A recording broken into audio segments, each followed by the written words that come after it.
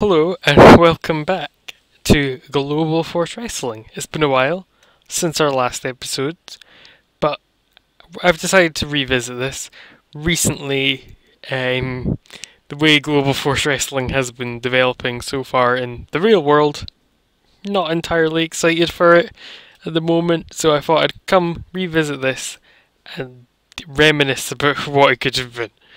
So let's go back into our game. If you haven't seen any of the previous episodes, we'll have a little link down in the description below to the series playlist where you can watch all of them whenever you want. It helps if I pick the right one. Where's the multi-man match? Oh, that's what I picked. That's weird. That's linking to the tag match ones. That was strange. Anyway, we're opening off the show with a Fatal 4-Way match. Nice upbeat start. So we have Chris Sabin, both the Jacksons, and Matt Seidel in a Fatal 4-Way match for Matt Seidel's Global Force Wrestling X Division title. So that'll be 12 minutes, because it's a mid-card match. That's for the X Division title, and Matt Seidel's gonna win, and he's gonna beat Nick Jackson. Pinfall all-out match and work the crowd. Then in our second match, continuing the storyline, if I'll need to add this guy in to the storyline, Drew Galloway, as you may have seen in the previous episodes. I would recommend, if you haven't seen any of the previous episodes, to go back and watch them all, so like you know what we're up to. Basically, Drew Galloway, he's our United States champion, and he's running almost an international challenge series, which I realise I actually started doing before the WWE started doing with John Cena. That's weird. Oh, that's quite cool with the same title. What an odd coincidence. That's genuinely quite weird. If I was doing more in like an international open challenge, because I was going to use it as a way to maybe bring in more people I like who are international talent. So guys like, from the top of my head, maybe Suzuki? That'd be cool. I am quite a big fan of Suzuki. Sorry, I'm just realising I'm talking while I'm doing other stuff. So we're going to have a Team 3D and Addiction match as well, who I'm big fans of. Drew's keeping the title for a while, because I'm a big fan of Drew. I'm Scottish, I have to love Drew. He's like the best Scottish wrestler of all time. I don't think that's controversial as an opinion, because Aaron, you can lose. Pinfall. Did I put the title belts on the line? Yeah, I did. Then, I don't have anything in pre-booking, do I? No. And another match. We have one of our rivalries. We have the rematch between Samoa Joe and Matt Hardy. And we'll have Samoa Joe wins via submission. That match has to be 20 minutes. Samoa Joe gets a decisive win by submission with a slow build. Okay, not decisive win. Fine, Matt, we'll keep you strong.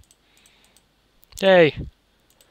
I even though he was a Moni Sod and delayed my series starting by forever, I do actually quite like Samoa Joe in real life, so I'm going to start pushing him up the card a bit. Then we've got Alberto against Jeff Jarrett. He's not quite finished getting his revenge, Alberto. So that'll be a 20-minute match. Alberto wins via submission decisively with slow build over Jeff Jarrett and completely clean. So Alberto's being put over strong by us because we're Jeff Jarrett. And then AJ Styles versus Rey Mysterio Jr. for our World Championship. Yep. And that match can be 28 minutes, taking us up to 30 minutes, with AJ Styles retaining his title with a slow build. Cool. And let's see, I need angles, so we'll add an angle. But storylines, I need to add Drew Galloway versus the World. Where's PJ Black when I need him? PJ Black.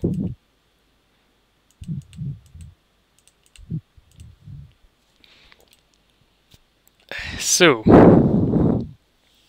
let's have, after the match, Jarrett attacks Alberto to set up the final match in the series of the next pay-per-view. After the match, yeah, 4 minutes, that'll do. What else can we have? We can have a promo to hype up our main event, where Rey Mysterio, who has good promo skills apparently, according to this game, can cut promo on AJ. We'll have that right unscripted Rey Mysterio promo. What now? Okay, I can go all the way back there in case it flops. Well, I mean, when it flops, to be honest. I'll actually give Alberto a promo. Promo 1v1. Alberto on Jeff Jarrett. I think he'll cut quite a good promo, Alberto. I always thought his promos were quite underrated. He's quite a charismatic guy. I'm a big fan of Alberto. Especially when he starts cutting promos in Spanish. I was always a fan of that. Hype. There's like a hype video, isn't there? Where is hype video? Video. That's what's under. Overness ×2. We'll have an AJ Styles Rey Mysterio hype video before their match. I can go 3 minutes and just like hype up the history between the two, which I'll go over when we actually reach it. Why not? I might add a pre-show match. I didn't have one booked, but I'll do one. Heels, faces, mid-carders, upper mid-carders. Okay, everyone. I don't have Rhino in a match, so I might give Rhino a victory over someone. For some face mid-carder. In fact, I can have Rhino lose to Swagsuki. Because I like Swagsuki as much as I love Rhino. God, I love Rhino. Guy's amazing. Here we go. Swagsuki wins. Pinfall. All-out match and work the crowd. Pre-show. God, what a pre-show. Oh, he's very unhappy. Son of a bitch. I thought he would be. Keep Rhino strong. Hey! He's not that unhappy about it.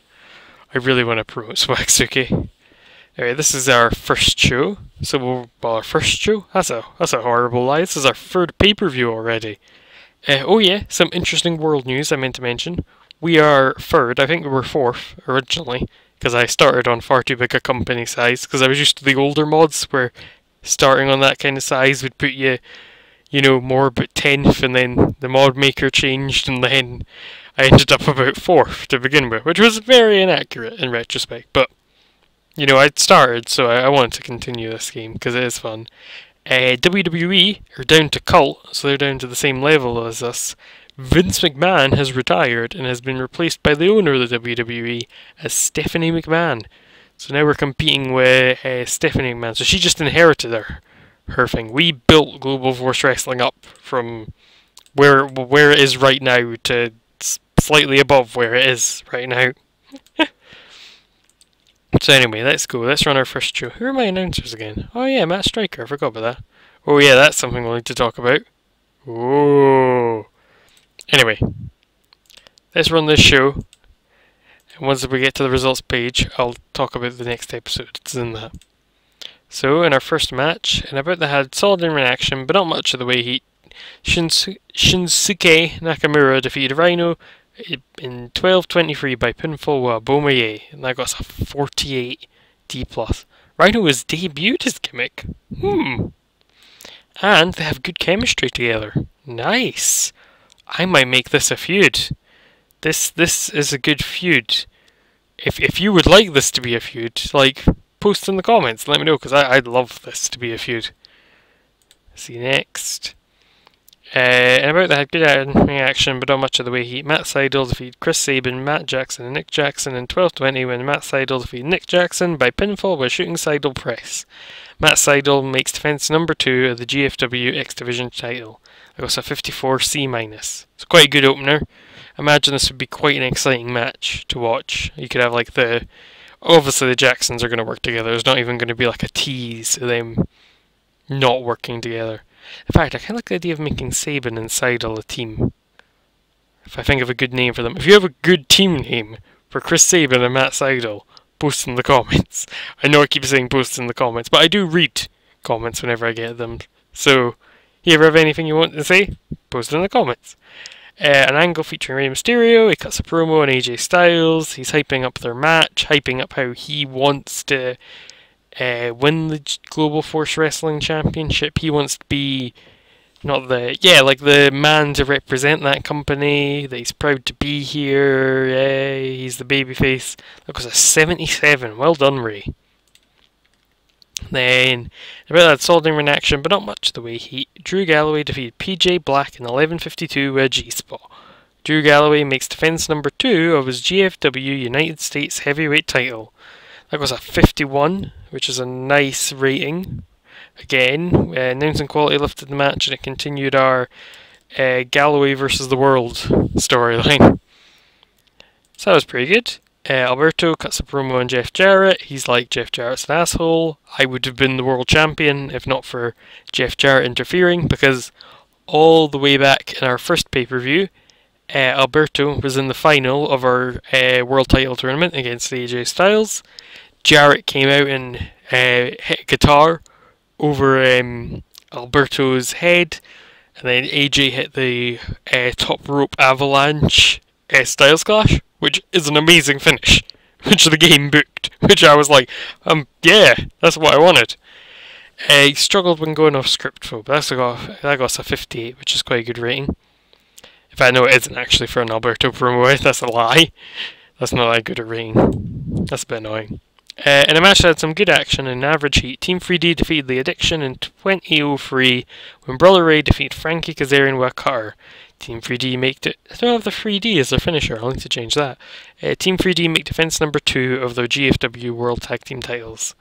They have excellent chemistry, storyline progressed, and that got us a 62, which is quite a good rating actually. In a match that had some good action and average heat, Samoa Joe defeated Matt Hardy in 2022 with a Kakina clutch. Not much to say, I just want to build up Samoa Joe to the main eventer, to be honest. Matt Hardy's going to be like...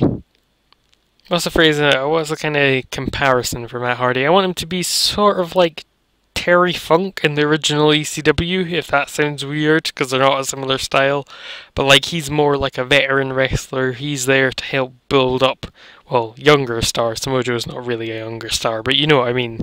Like, he's going to be here at the top level to help build up the people I want to be like the faces of Global Force Wrestling. I don't want to just rely on, you know, ex-TNA guys, slightly ex-TNA guys, but not ex-WWE guys, you know, WCW guys and that. I'm not going to have Scott Steiner show up, as much as I'd love that. So yeah, anyway, next. Alberto, in a good match that had some good action and average heat, Alberto defeated Jeff Jarrett in 2023 by submission with a cross-arm breaker, and that got a 59 rating. Pretty decent for a Jeff Jarrett match, seeing as he's on the older side in the game, so his skills are, you know, they're not what they once were, but that's pretty decent. Jeff Jarrett attacks Alberto after the match.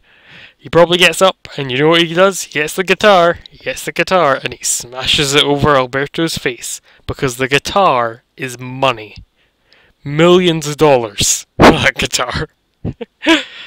And that got a 63 rating. I absolutely hate the guitar gimmick, but I'm using it for this little feud.